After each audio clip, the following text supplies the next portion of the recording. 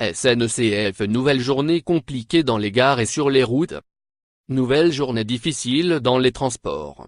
Le trafic ferroviaire en France est de nouveau fortement perturbé ce mercredi, au deuxième jour d'un mouvement massif de grève des cheminots contre une réforme du secteur susceptible de paralyser le pays par intermittence pendant les 3 prochains mois.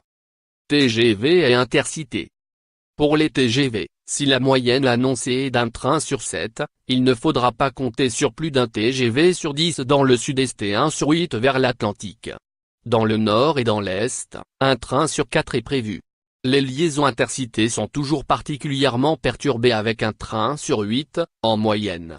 La circulation des terres devrait être comparable à celle de mardi, avec un train sur 5. Même chose pour le trafic international, il devrait être quasi normal sur le Thalys, et il faudra compter sur 3 Eurostars sur 4.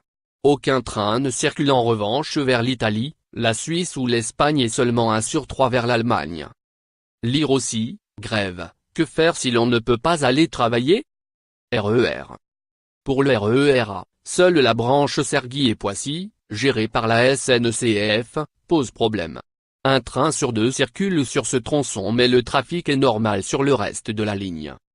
Sur la ligne B, entre la gare du Nord et l'aéroport Charles de Gaulle, la SNCF assure un train sur 3 toute la journée.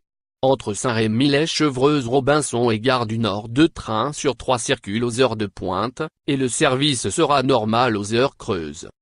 Le trafic sur le RER-C et le RER-D est fortement perturbé sur l'ensemble des 2 lignes, indique la SNCF sans plus de précision.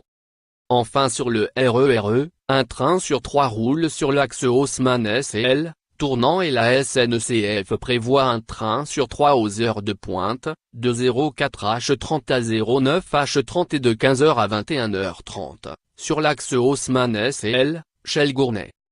Lire aussi, les grèves ont fait perdre 2,4 millions de journées à la SNCF en 10 ans.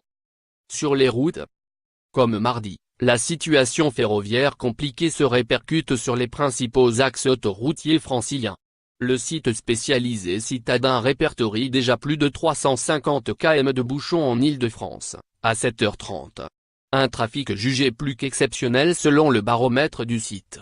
La circulation est particulièrement compliquée sur la 6 vers Paris ainsi que sur la 15 et la 115. La direction des routes d'Île-de-France, DIRIF, conseille ainsi au maximum d'opter pour le covoiturage.